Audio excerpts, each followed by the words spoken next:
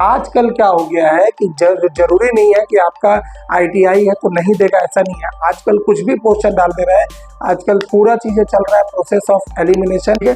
EMF equation E equal to 5ZNP upon 60A।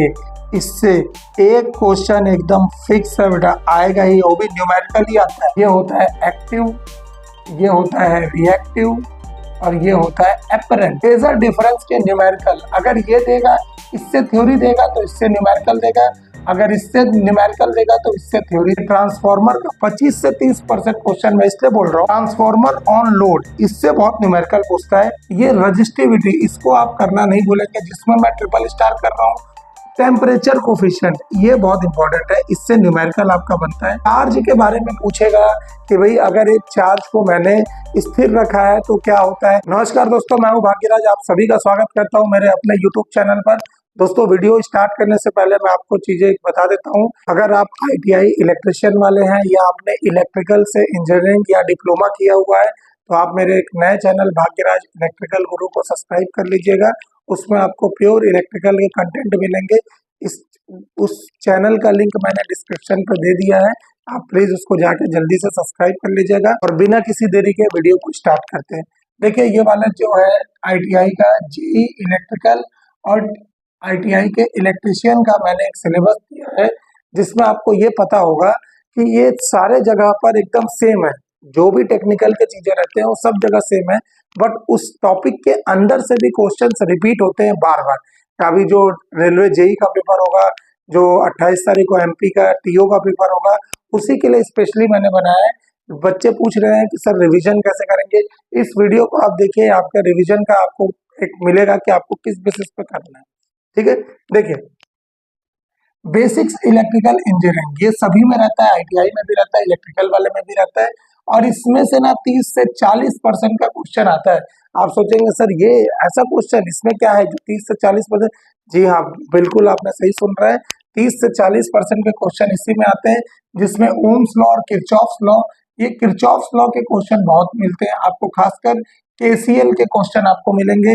Series and parallel circuit के question, खासकर parallel circuit के equivalent resistance निकालने वाले जो क्वेश्चंस रहते हैं, ये रजिस्टिविटी, इसको आप करना नहीं भूलेंगे, जिसमें मैं ट्रिपल स्टार कर रहा हूँ, वो बहुत इंपॉर्टेंट रहेंगे। जो ये वाला आपने फॉर्मूला सुना भी होगा, R equal to rho L divided by A. इस फॉर्मूले से आपको एक क्वेश्चन न्यूमेरिकल भी मिल सकता है, थ्योरी भी मिल सकता है। हीटिंग इफेक्ट ऑफ करंट, ये जो हीटिंग इफेक्ट रहता है ना, I स्क्वायर R लॉस पर जो होता है, इससे आपको क्वेश्चन मिलेंगे। कंसेप्ट ऑफ चार्ज, चार्ज के बारे में पूछेगा कि भाई अगर एक चार्ज को मैंने स्थिर रखा है तो क्या होता है। चार्ज अगर एक त्वरित गति से अगर एक्सीलरेटेड मोशन कर रहा है तब क्या होगा, उसमें क्या क्या चीजें उत्पन्न होता है। और अगर चार्ज पूरा एक यूनिफॉर्म मोशन में चल रहा है तो उसमें क्या उत्पन्न होता है। ये चीज आप पढ़े होंगे कंसेप्ट ऑफ चार्ज में। तो ये चार्ज हो गया। कूलम्स लॉ, ये कभी देता है कभी नहीं देता है, तो इसको एकदम पढ़ने का जरूरत नहीं है, ठीक है ना।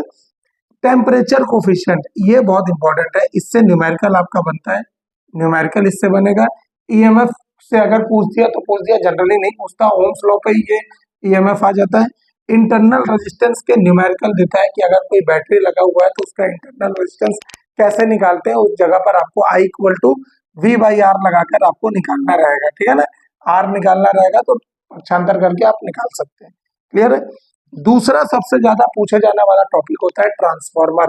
अगर ट्रांसफार्मर नहीं पूछ रहा है तो आप याद रखिएगा, इंडक्शन मशीन से सबसे ज्यादा क्वेश्चन आएंगे, ठीक है। तो यहाँ पर आप देखेंगे कि ट्रांसफार्मर का 25 से 30% क्वेश्चन मैं इसलिए बोल रहा हूँ क्योंकि ट्रांसफार्मर का प्रिंसिपल, एक बेसिक प्रिंसिपल रहेगा कि म्यूचुअल इंडक्शन पर काम करता है। टाइप्स और उसके क्लासिफिकेशन, क्लासिफिकेशन का मतलब होता है कितने रूपों में बटा गया है, वोल्टेज के आधार पर, बनावट के आधार पर, शक्ति के आधार पर, और क्या बोलते हैं इक्विपमेंट के आधार पर। ये सब चीजें ट्रांसफार्मर के क्लासिफिकेशन में आते हैं। ट्रांसफार्मर की वाइंडिंग्स, जैसे मैं बोला कंस्ट्रक्शन, एक क्वेश्चन एकदम बनेगा कि किस मटेरियल से बनाते हैं।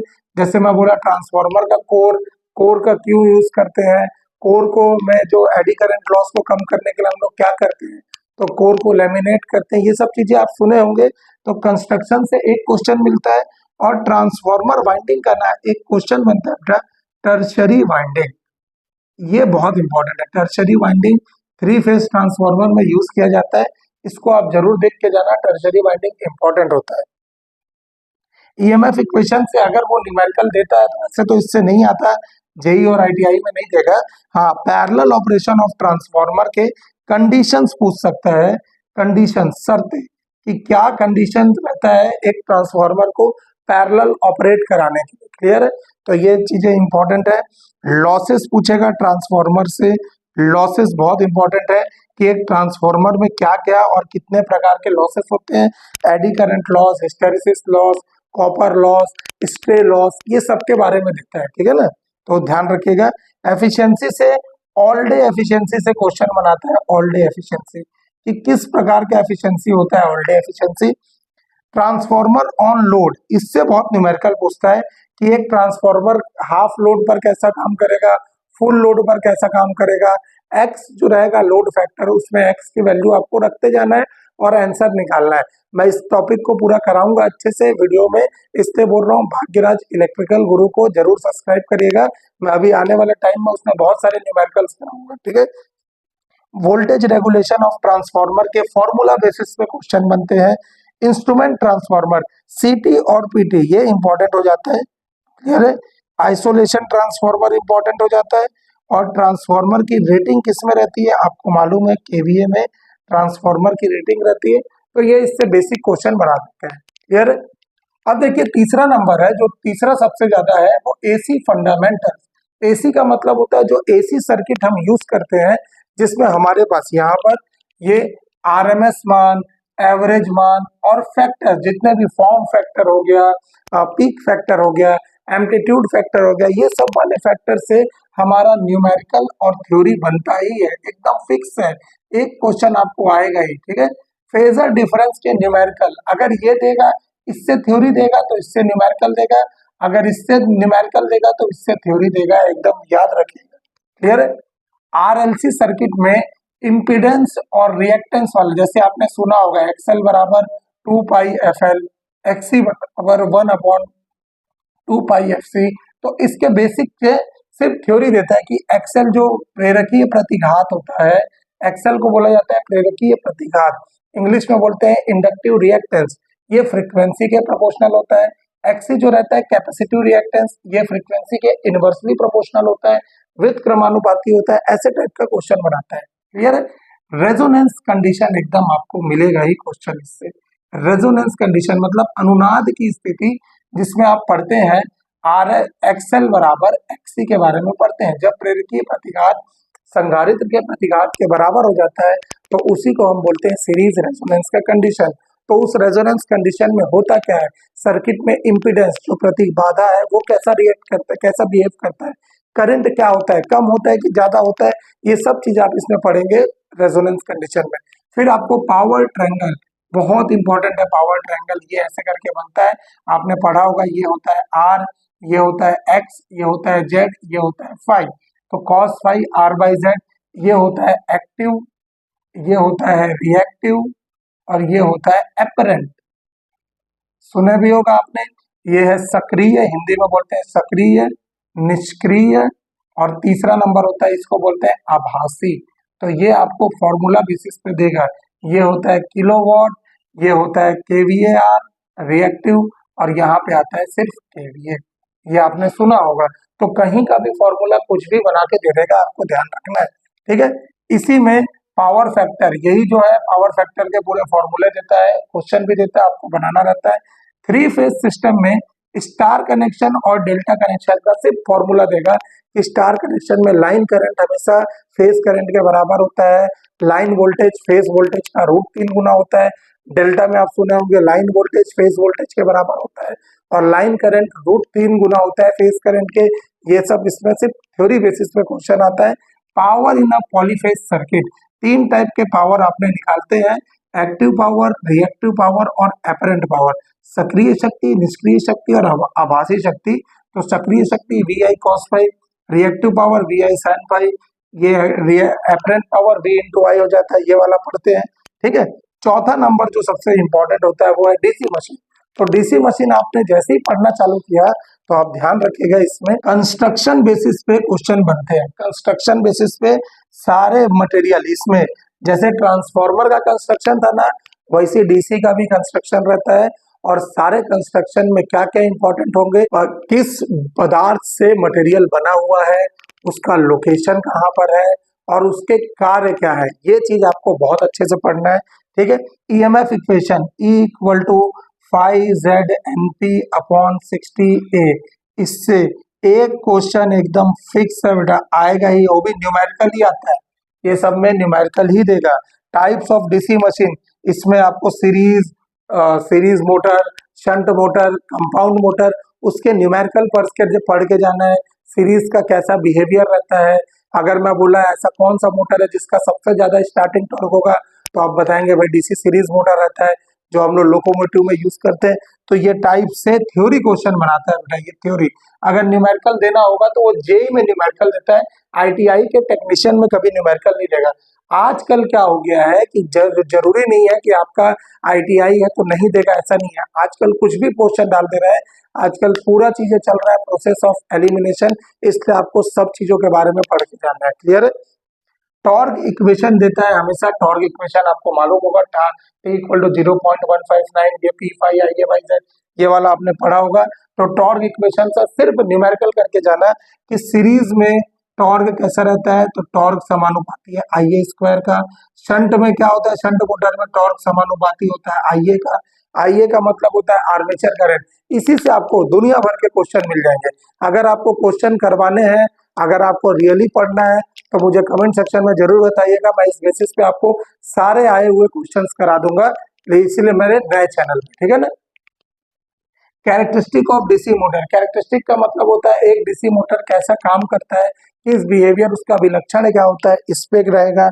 Speed control of DC motor कि क्या क्या स्पीड कंट्रोल होता है, रेजिस्टेंस कंट्रोल क्या होता है, क्या बोलते हैं, और रियोस्टैटिक कंट्रोल मेथड क्या होता है, वॉल्ट लियोनार्ड मेथड क्या होता है, ये सबसे क्वेश्चन बनता है। डीसी मोटर स्टार्टर, एक क्वेश्चन यहाँ से बनेगा, एक क्वेश्चन कैरेक्टरिस्टिक से बनता है, एक क्वेश्चन टॉर्क से बनता है। अगर डीसी से आना रहेगा तो 4 से 5 क्वेश्चन बनता है ना।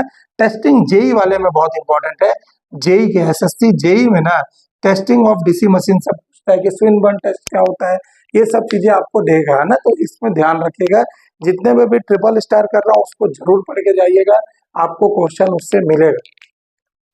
लॉसेस अगर एक बार देख सकते हैं तो देख लीजिएगा, लॉसेस ट्रांसफार्मर का ज्यादा इंपॉर्टेंट होता है, डीसी का कभी कभार पूछता है, इसलिए एक बार लॉसेस का करके चले जाइएगा।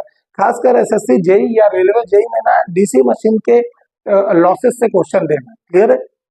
अब ये है आईटीआई का, जिसको ये आईटीआई वाला वो टॉपिक है ना जिसको डिप्लोमा वाले को भी पढ़ना पड़ता है, आपने मालूम है, एस्टिमेशन कॉस्टिंग आपने डिप्लोमा में पढ़ा हुआ है, बट इंजीनियरिंग वाले इसको नहीं पढ़ते हैं ना। तो इंजीनियरिंग वाले लोग के लिए ये थोड़ा सा टफ हो जाता है। टफ का मतलब है कि थोड़ा आपको घुस के पढ़ना पड़ेगा। तो इसमें आप देखेंगे टाइप्स ऑफ वायरिंग, एक क्वेश्चन फिक्स है इससे आएगा ही कि कितने टाइप के वायरिंग होते हैं, क्लीट वायरिंग क्या होता है, बैडन वायरिंग क्या होता है, सबसे अच्छा वायरिंग कौन सा होता है, ये वाला गोडाउन वायरिंग, ये सब नाम सुना होगा आपने। तो टाइप्स ऑफ वायरिंग आप देखेंगे, नेट पे सर्च करेंगे आपको मिल जाएगा, एक रीड मार लीजिएगा कि सबसे अच्छा वायरिंग कौन सा है। कंसील्ड वायरिंग भी होता है जो दीवारों के पीछे एकदम छुपा रहता है, सबसे सटीक रहता है। तो ये सब चीजें आपको देखना है ना टाइप्स ऑफ वायरिंग से। अर्थिंग से, प्लेट अर्थिंग, पाइप अर्थिंग, ये प्लेट का साइज और पाइप का साइज पूछता है, और अर्थिंग के ना स्टेप्स दे देता है कि भाई अर्थिंग में हम कितने मीटर का गड्ढा करते हैं, कितना प्लेट लगाते हैं, उस प्लेट में वायर कितना लंबा होगा, ये सारा चीजें अर्थिंग में आपको मिलेगा। क्लियर। आईई रूल ये जेई में भी देता है, जेई में भी इससे क्वेश्चन देता है, और कहीं पे भी आईटीआई के टेक्नीशियन में भी आपको आईई रूल से क्वेश्चन मिलेगा। जैसे मैं आपको बोला कि हम भारत में कितने फ्रिक्वेंसी पे काम करते हैं, तो आप बताएंगे 50 हर्ट्ज पे, तो मैं बोला भाई वेरिएशन कितना ले सकते हैं, तो ±3% का आप बोलते हैं। क्यों ऐसा, क्योंकि ±3% आईई रूल बताता है, इंडियन इलेक्ट्रिसिटी रूल बताता है। जैसे मैं बोला आपके पास 11 केवी का लाइन है, तो कितना वोल्टेज ड्रॉप हो सकता है, ±6%, ±10%, ±5%, ये सब चीजें आपको आईई रूल बताता है। ठीक है ना, कि +5% ज्यादा भी हो सकता है, +5% कम भी हो सकता है। तो ये सब चीजें आईई रूल मोस्ट इंपॉर्टेंट है, 1 से 2 क्वेश्चन आपको इससे मिलेंगे। क्लियर है। Concept of neutral and grounding, ये छोटा सा बस एक चीजें रहता है कि न्यूट्रल क्या होता है और ग्राउंडिंग क्या होता है, इसको बस आपको देख के चलना है। क्वेश्चन आएगा, कुछ फिक्स नहीं है, लेकिन दिमाग में रखना है कि न्यूट्रल किसको बोलते हैं, ग्राउंडिंग किसको बोलते हैं, ठीक है ना। केबल साइज का कैलकुलेशन, ये अभी जेई में ना बहुत पूछता है, आईटीआई में ना आने की संभावना कम है, ठीक है ना। कैलकुलेशन का मतलब है जिसमें हम लोग केबल के साइज का निर्धारण करते हैं, जैसे मैं बोला मुर्रे लूप मेथड हो गया, एक दो तीन मेथड और होता है जैसे मैगरिन मेथड हो गया, तो उससे केबल के साइज का हम लोग कैसे कैलकुलेशन करते हैं, ये चीजें जेई में अभी देता है थ्योरी में, आईटीआई में अभी नहीं देता है ना, तो आईटीआई वाले इसको नहीं पढ़ेंगे, ठीक है ना। अगला है सेल एंड बैटरीज, ये भी क्या है, इलेक्ट्रिकल वाले लोग के लिए ये नया नया टॉपिक हो जाता है, जो आईटीआई वाले पढ़ते हैं, इलेक्ट्रिकल वाले इतना ध्यान नहीं देते, लेकिन एक से दो क्वेश्चन इससे आपको मिलेगा, खासकर एसएससी जेई में या रेलवे जेई में भी आपको मिलेगा। Types of cell and internal EMF, कितने टाइप के सेल होते हैं, प्राइमरी सेल क्या होता है, सेकेंडरी सेल क्या होता है, प्राइमरी के अंदर कितने सेल आते हैं, सेकेंडरी के अंदर कितने सेल आते हैं, और सारे सेल का ईएमएफ कितने ईएमएफ पे है, 1.2 वोल्ट है कि 1.7 वोल्ट है कि 2.0 वोल्ट है, ये आपको पता होना चाहिए। और सारे सेल में एनोड किससे बनता है, कैथोड किससे बनता है, और इलेक्ट्रोलाइट के रूप में हम क्या मिलाते हैं, उन सबका एक चार्ट बढ़िया नीली पब्लिकेशन वाले में आपको मिल जाएगा एनसीईआरटी साइट पर, आप देखिएगा उसको और चुपचाप उसको रट्टा मार लीजिए, एक पेज में नहीं होगा तो मैं बोर्ड में लिख के दिखा दूंगा आपको पूरा का पूरा, आप उसको आराम से पढ़ लीजिएगा, क्लियर है। अगर चाहिए रहेगा तो मुझे कमेंट सेक्शन में जरूर बताइएगा। लेड एसिड बैटरी, ये बहुत इंपॉर्टेंट है, लेड एसिड बैटरी ये इंपॉर्टेंट होता है बेटा, इससे क्वेश्चन बनता है। और चार्जिंग मेथड, कि कैसे हम एक बैटरी या सेल को हम लोग चार्ज करते हैं, इस मेथड से देगा, ठीक है, कि किसके थ्रू करते हैं, कैपेसिटेंस के थ्रू करेंगे तो कैसे करते हैं, ये सब चार्जिंग मेथड में आ जाएगा, ठीक। इसको नहीं भी पढ़ेंगे तो चलेगा, इससे क्वेश्चन नहीं बनता, ऊपर के दोनों से क्वेश्चन एक एक क्वेश्चन बन जाएगा, क्लियर है। Electrical workshop tools and safety, ये पूरा आईटीआई का ही है, ये पूरा आईटीआई वाले लोग का है, ठीक है ना। डिप्लोमा वाले और जेई इंजीनियरिंग वाले इसको वर्कशॉप में पढ़ते थे, जब फर्स्ट सेम में रहते हैं या सेकंड सेम में वो वर्कशॉप जाते हैं, तो उसमें मैकेनिकल का वर्कशॉप ज्यादा रहता है, अब इसमें पूरा इलेक्ट्रिकल का वर्कशॉप है, तो इसमें टूल्स से एक क्वेश्चन बनेगा, टूल्स एक डायग्राम दे देगा, एक ऐसे एक मान लो चिमटा बना के दे दिया, बोलेगा ये क्या है, एक कटिंग प्लायर दे देगा, बोलेगा ये क्या है, तो ये सब एक टूल से एक क्वेश्चन आता है, और इक्विपमेंट से क्वेश्चन आता है, बोलेगा ये ऐसा कुछ भी एक बना देगा, बोलेगा ये ऐसे बना देगा, बोलेगा ये किसका साइन है भाई बताओ, तो आपको बताना है कि ये बस बार है कि रिले है कि सर्किट ब्रेकर है, ऐसे आपको बताना रहेगा, क्लियर है। एक क्वेश्चन एकदम फिक्स है इससे आना, ठीक। फर्स्ट एड एंड सेफ्टी, तो फर्स्ट एड का मतलब है कि आपको इसके बारे में बस नॉलेज होना चाहिए, जैसे मान लो किसी को शॉक लग गया या कोई आग में जल गया, तो उसको आप फर्स्ट एड क्या देते हैं, सेफ्टी आपको क्या क्या रखना है, कि भाई हाथ में हमेशा ग्लव्स, पैर में हमेशा मोटे, कभी ढीला कपड़ा नहीं पहनना है, हेलमेट पहने रखना है, ये सब सेफ्टी में है, तो इससे कभी देता है कभी नहीं देता है, क्लियर है। तो ये वाला टॉपिक को आप छोड़ भी देंगे तो चलेगा, इंटरव्यू में इससे क्वेश्चन बनता है, अगर आप कभी इंटरव्यू में जाएंगे तो सब पूछेगा। 5E और 5S प्लानिंग, ये आईटीआई में बहुत इंपॉर्टेंट है, सबका सीक्वेंस है भाई, ई का और एस का सभी का सीक्वेंस है, वो आपको पढ़ना है। मैं बोलूंगा स्टैंडर्डाइजेशन किस सीक्वेंस पे आता है, किसके बाद आता है, तो आपको ये बताना है, ये आपको मैं चार्ट दे दूंगा, आप पढ़ना इससे आराम से, क्लियर है। तो ये इससे एकदम एक क्वेश्चन फिक्स आएगा, और जेई में भी दे देता है, जैसे छत्तीसगढ़ में जो आईटीआई टीओ का पेपर हुआ, तो इससे एक एक क्वेश्चन एकदम बना ही था इससे, क्लियर है।